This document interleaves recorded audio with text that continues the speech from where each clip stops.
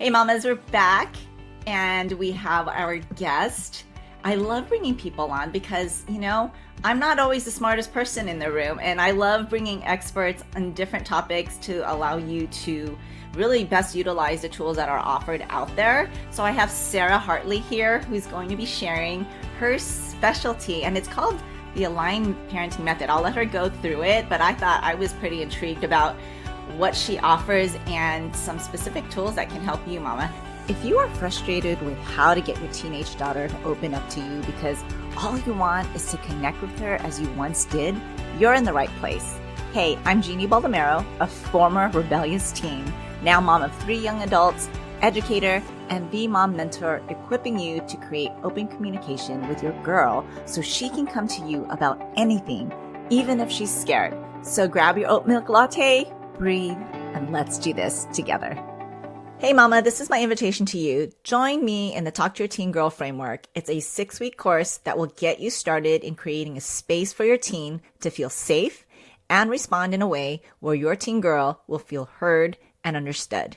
You are building trust so you can get what you want most from your daughter, and that is to come to you about anything, even if she's scared. So head on now to talktoyourteengirl.com. That's talktoyourteengirl.com. Sara, hi, introduce yourself. Hi, thank you so much for having me. I'm excited to be here and have this conversation with you. I'm Sara Hartley. I live in Denver, Colorado with my husband and 2 boys. My professional background is in healthcare marketing and technology, where I'm the vice president of health systems. But my deeper purpose has really emerged from parenting and navigating neurodiversity in our home. And I think what I have learned the most is being a neurodiverse person myself. I was not diagnosed with ADHD until I was 25 years old. But parenting a child in general, especially those deeply feeling, emotional children or ones that are also neurodiverse, the hardest part is being neurodiverse myself and trying to maintain that calm. And so I've had many moments where I've thought, this is not how I want to parent. I don't want to be the one who's yelling all the time. I don't want to constantly be in this heightened state of where every emotion is intense and walking on eggshells. I've got to figure out how I can learn to parent in a way that my child can feel my energy and ultimately mirror me. And that's where the aligned parenting method that you mentioned was developed.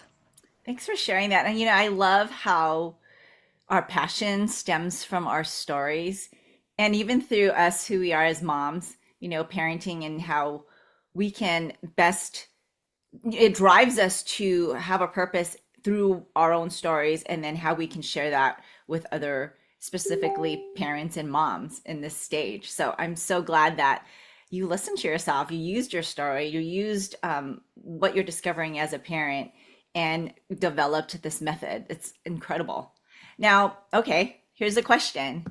Why did you feel, or how did you come about developing this method of Align? First of all, what is it? And then how did you come about developing that? That's a great question. And so the Align method, it's a 5-step grounding process essentially for when you are in the moment. Maybe it's that things are about to escalate or you're starting to feel frustrated or overwhelmed, or maybe your child is feeling that way. And so the way I wanted to think about it is the really foundation of my company that I've built is around echo parenting. And I think what that means for me is we're on this parallel journey with our children and we are healing at the exact same time. And we are trying to break those generational cycles that have continued, for this more strong arm parenting or parenting with fear. And we're really trying to break that now. And I think we're healing ourselves at the same time.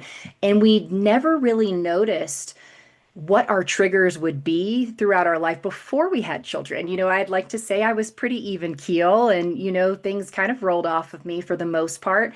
And I found myself being triggered in ways that I had never been triggered before and becoming really frustrated and overwhelmed in specific scenarios, especially if my child was starting to melt down.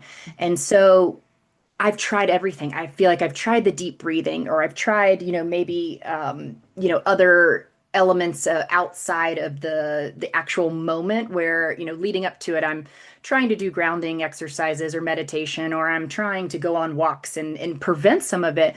But in the moment, I was having a difficult time really coming down from some of those emotions and being able to calm myself. And what I realized is part of this parallel journey, our child is truly mirroring our own behavior, and they learn a lot from us, and it's really never too late. And I know many of the moms out there are moms of teens, so trying to implement this now, it's never too late to try to calm yourself in the moment. And so what align stands for is the A is awareness, the L is listen and label, the I is for identifying triggers, G is for grounding, and N is for nurture. And I'm happy to walk through an example of, how that comes to play, because what you're ultimately trying to do is you're going from a state of just being in this, heightened, overwhelmed, frustrated state where you're not emotionally regulated, to having that metacognition in the first three steps, which is really taking you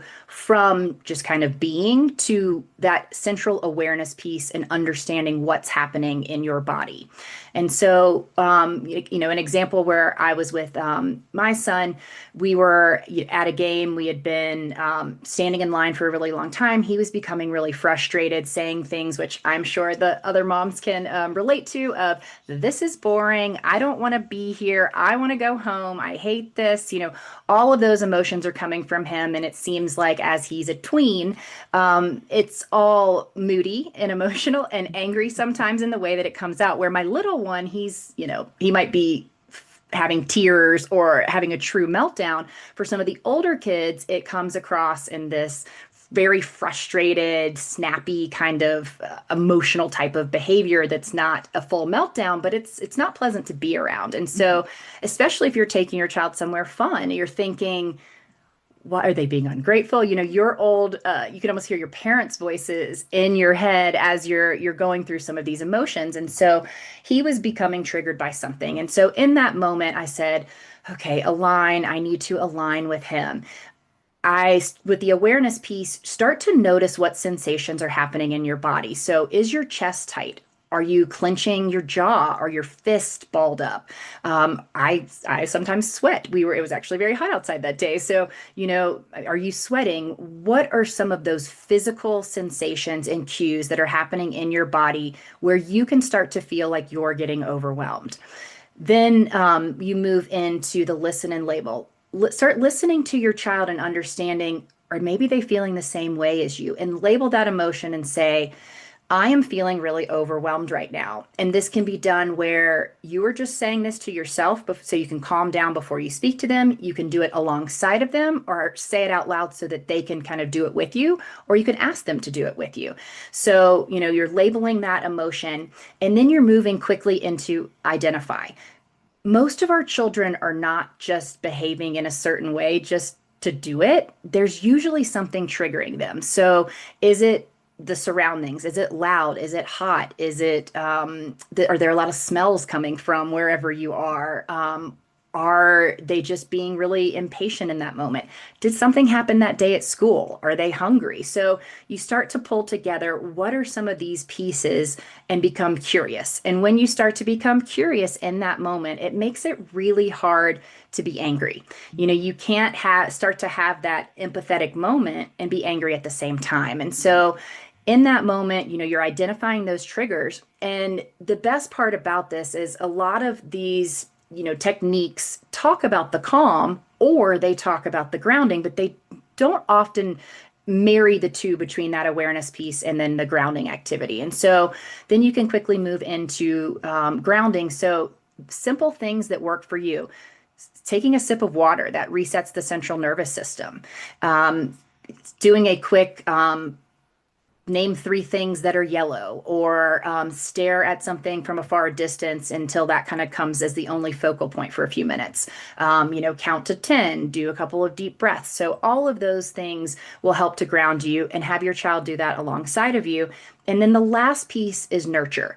So really bringing that empathy in, whether that's for yourself and you're saying, hey, I am a good parent. I am a good mom. I'm doing my best. And you give yourself a little grace, or you're actively doing that with your child and you're saying, hey, look, I get it. It's loud, it's hot.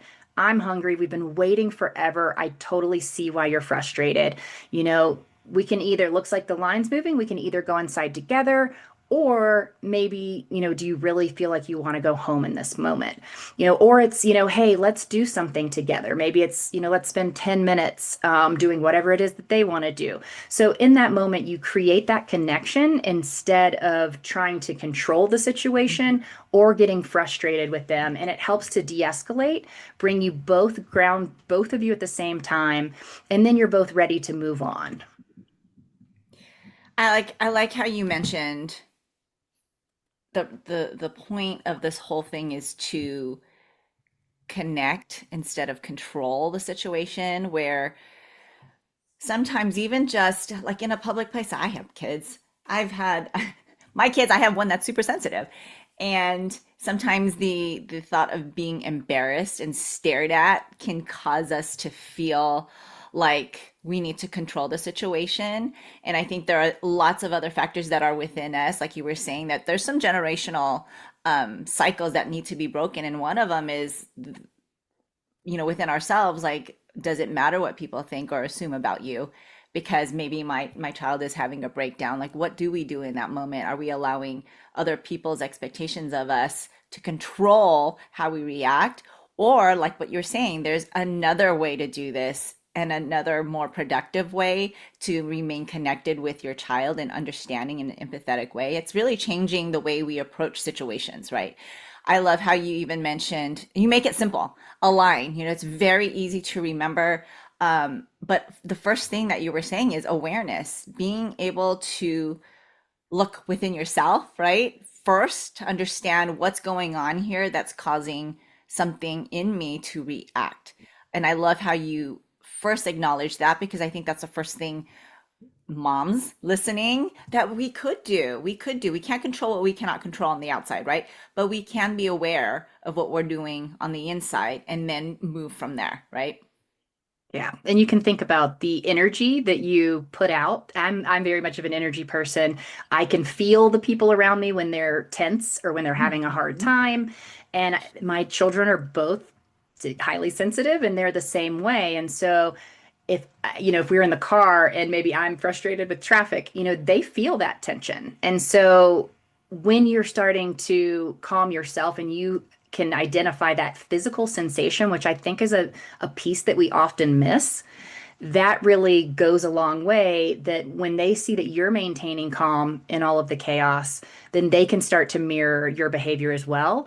And I think you're right. It's the shame that was kind of brought on by our own parenting, or how we were parented. And there's so much shame there that makes it difficult for us, especially in a public place, to feel like everyone's staring at me. But if you do it in a calm way, or if your kids are younger and you get down on their level and you speak to them in a way that's, hey, I get it. It's really hard to leave, or it's really hard to do whatever it is. And you show that empathy, they're going to de escalate faster. So then it's not going to explode. It's not going to turn into yelling, because you could end up with a lot more of that feeling of guilt and shame because the situation escalates because you're Right. frustrated, and then everybody's embarrassed and or screaming at that time. Right. And how can we just de-escalate it quickly? It's based on what we can pour into this. Like, we can either feed the fire or we can put it out, right? Based on what we Yeah. do and our reactions and choices that we choose to do, choose to approach a certain situation, right? And really getting to know your kid a little bit more. Moms in this stage say, like, I don't, well, this is what my mom told me when I was 13. She said, I don't even know who you are anymore, right? And that could be true, because a lot of changes happen to girls in the teen stage, even boys in the teen stage, where they're starting to flex their own independence, discover who they are. And that also means taking on habits, maybe ideas that don't align with what we raised them to be, right? It's a natural part of being a teen. And so what happens is that sometimes moms are just like, I don't even know who she is anymore. And this is such a perfect opportunity to really get to know your daughter by utilizing this method and not assuming, oh, there she goes again, right? And so, Yeah. what speaking on that, what would you say as far as moms listening right now, any situation of like, how can we, it's not like we're preventing blowouts, but we're approaching them a little bit differently. Yeah, and I even kind of what you said at the end there, there's that trust piece. And every time you're creating that empathy and you're saying you're helping them feel seen in their own emotions and not making them feel alone in them, that's going to continue to build that trust piece more and more. And so then when they are in a situation of where they do have to make a choice that's maybe outside of the values that you've instilled in them, they're going to be more likely to make the right decision in that moment. And we all do make mistakes. And so another thing is even talking to them and empathizing of, hey, when I was your age, this happened to me. And they understand that you're human. This one was an interesting one, and I would give this advice to anyone that has a teenage daughter. But my one of my very, very good friends. We had a girls' weekend recently, and she told us this, and said, "That's so interesting." I had no idea when I was younger. I had no idea what perimenopause was, menopause. I didn't have a clue what any of that stuff was, and I mean, not even really until more recently now that I'm in perimenopause. Yep. And so she said, she was struggling with her mom. They were fighting constantly. She was, 14, 15, and, in her hormones as well. And her mom was in the midst of perimenopause and really getting into menopause. And she said, I just wanted to let you know that I am so sorry. This thing is happening to me, and it's called menopause. And this is what it is. And this is why I have not been myself lately. So while your daughters are also growing through all the hormones, you are as well. And I think creating that connection and saying, hey, listen, chemically, this is what's happening to both of our bodies at the same time. And create that open communication, especially they're not going to learn all of that stuff in sex ed class. They're No. only going to learn the very surface. And so being able to have that conversation, but being like, I was there, I was a teenager, and now I'm having the same type of hormonal things in a different way as it wants to change my body, but all the chemistry in my body is changing. And I think that can create that deeper connection where now your daughter's not feeling so alone in all of the thoughts that she's having. Yeah, I think that's great. I talk about that too. Is just like, it's such a turbulent time because of all the hormones as they're entering womanhood. We're kind of like exiting Right. Right. exiting motherhood as far as being able to be to bear children. But yeah, it is a turbulent time for many reasons. There's so many external factors and internal factors that happen. But I love the idea of you being putting them all on the table, saying, hey, this is our commonality. This is what I deal with as well, and we can walk this together if you allow me to. So I think that's great. It's a great way to have open communication, because when daughters say like, you don't get me, and they're like, oh no, I actually do. I do. And then you're like, dad and brother probably don't, but I do get you. Yes, and exactly. And that's exactly the why mother-daughter relationships are just so unique in that way, because we just have that special bond bodily, especially with all the stuff that's going on inside. Well, okay. I love that you just talked about the align method, how we can practically use this and, to not escalate things that are happening, the tensions that are happening in our home, but really also understanding our children and what can trigger them, right? I also love the fact that you mentioned that they can mirror our attitudes and how we react to things. Can you expand a little bit more on that? Just because I think that's so important for us moms. I always talk about modeling things, but it's a different way to say mirroring, because mirroring is really more of the intentional things that we're not intentional about, that, instead of modeling that, they're really mirroring the things that they pick up from us, even if we don't intentionally mean to do that. And I think So what a lot of my work is in neurodiverse children and those with ADHD or autism or other sensory processing, which has from the very beginning, most of these children are highly emotional from early on. Many of them are even twice exceptional, which means they have a very high IQ, but then they also have something like ADHD on top of that. And so when you have a very high cognitive skill and a low social emotional skill, that can make for explosions. And you're always kind of trying to decrease that gap between the two of them as they learn and grow to be adults. And I feel like teenage girls kind of fit in very nicely into the whole emotional regulation piece of things. And so when you think about how they are learning, what portion of their emotions that they're regulating, and it could be that they maybe, if they are neurodiverse, there are certain characteristics like decision fatigue that happen. And when you are making decisions day in and day out, you get to a point where you're so exhausted. And I feel like this is very similar for teenage girls. And I was one of them where I think back to sometimes I had just been, school was so intense or sports or whatever it was. And I was just mentally exhausted that I would just go along with whatever my friends were doing because that was easier. It was easier than me having to make some of my own decisions. And so when that happens, and even when it happens in your home, they get to the point where they are so mentally exhausted that they just can't even think for themselves. And so that's where their behavior and their energy starts to mirror and take on the people that they're around. So if they're hanging out with people who are positive energy and high energy, then that's more likely what they're going to be. If they're hanging out with, misery loves company, and there is a friend who is really negative or someone in their family that's negatively influencing them, that can get in their head. And then those negative thought patterns, especially for women and girls, just that continues to swarm. And instead, you start to tell yourself this story that's not a correct story. So even if you're a mom and you say things like, "Oh, I need to lose weight," or "I don't look good in this," or you might not even notice some of those things that you say that are negative. Your child is constantly hearing them, and then that becomes part of their own inner dialogue, and they are mirroring exactly what you're saying or how you're feeling. That starts to happen whether it is externally and you can see that, or it's internally and you're not maybe seeing what's going on with them from the outside, but on the inside, that's how they're feeling, and they're constantly getting this sense of not being good enough. Mm, that's so interesting that you brought that up. It's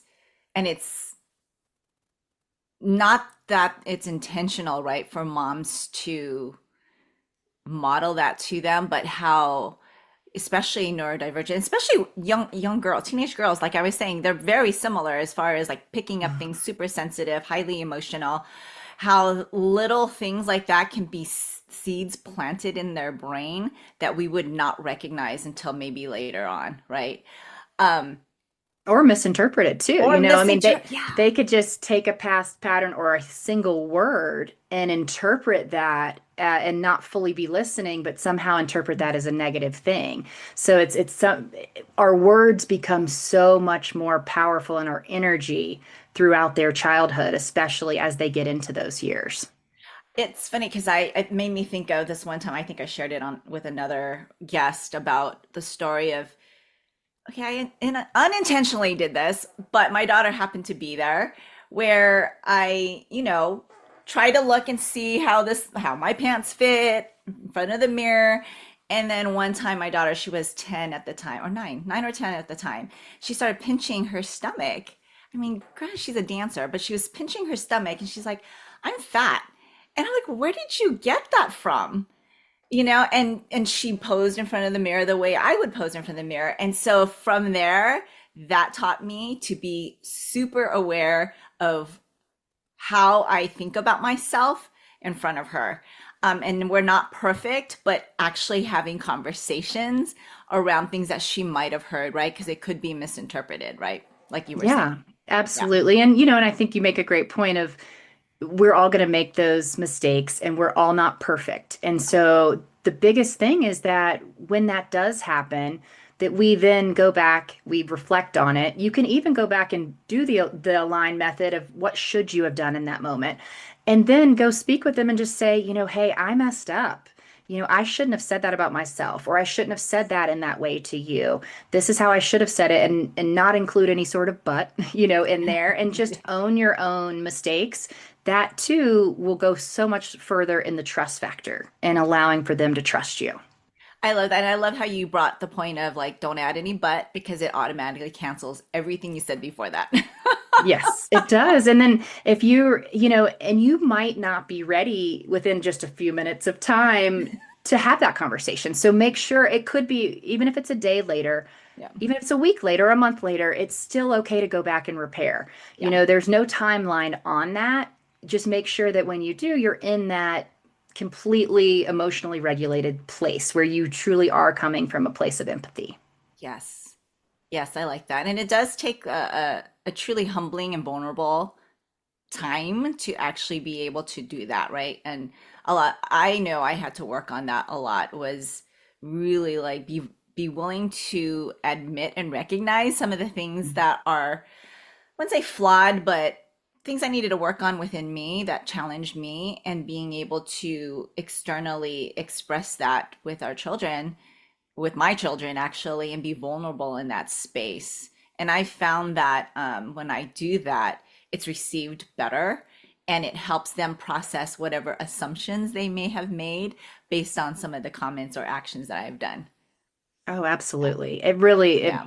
it really is the more vulnerable that you can be and relatable. The more relatable you are to them in bringing up some of your own past or just mistakes you've made or just any of that to them helps them feel a little bit less alone in the emotions that they're going through. Right, right. So as we wrap this up, thinking of the aligned parenting method, what, how would you recommend moms utilize this? Like, okay, now I know what aligned parenting method is. How is that going to practically look like in my life, in my relationship with my daughter? There's a couple of ways. One thing to know is it's not something that's super time consuming. When I went through it, it took me longer to get through it than it does in the moment, especially if you've practiced it a few times. So it takes less than 60 seconds in the moment to really do that. And when you start to recognize those sensations more and more, that will be your immediate cue. So, when you start to feel that tightness in your chest and figure out what it is for you that causes you to, the first instinct or reaction of when you become frustrated or overwhelmed, what is that physical piece? You can go to my website and download a free aligned parenting method guide. I do also have a full parenting workbook that's about a 30-page workbook where there's a lot of reflections and you can kind of go through that more thoroughly. So that is available as well. But continuing to practice it, and it might not be that you're doing it in the moment, but you think about it afterwards. So if it does happen and there is a flare up or a blow up, and or you do find yourself yelling, you still have that ability to repair, but then kind of walk yourself back through it. Say, okay, how was my body feeling? What were some of those triggers? And do a quick grounding exercise, and then use that nurture piece, nurture yourself, but then you can still go back and nurture your child as well. I love that. I love that it's so practical. I love that it's something tactical that moms can apply uh, when it comes to something that's not technical, like relationships. Right. And where can they find? Because I also love tools too, and I know mamas love their tools and resources that they can use. Where can they find that? You can either follow me on Instagram. It's at Sara Lewis Hartley, SaraLewisHartley. I give a ton of calming strategies, both for parents and children. So to use either way, I have those released weekly. And then my website is SaraLewisHartley.com. Nice, nice. And Hartley spelled with an Ley, not Yes. Ly. Yes, that is right. Right. That makes a huge difference when they find you. But you can also find that in my show notes after this episode. You can click on there and you'll see the link that you can go straight to. Well, Sara, thank you so much for sharing, gosh, your expertise. I love this conversation. I mean, we don't talk about neurodiversity too much on this show, but I know that moms can relate based on the high intensity of emotions that are happening between the both of them sometimes, and just the sensitivity that comes around it. And I love that you have brought that up in this episode because that's so important for us to understand. Oh, well, thank you so much for having me. It's been a pleasure. I love what you're doing. I wish that my mom had someone like you as a resource, or I would have even. So I love how you're breaking those generational cycles. Thank you so much, Sarah. Hey, friend, if this podcast inspired you or encouraged you or helped you in any way, I'd love for you to share it. You can screenshot this episode and share it in your stories on social media or text it to a friend who can use the support. It's the best way you can thank me. I want to let other mamas know they are not alone. I'd love to stay connected with you. You can find me at raisingherconfidently.com. Until next time, live full of grace, Jeannie.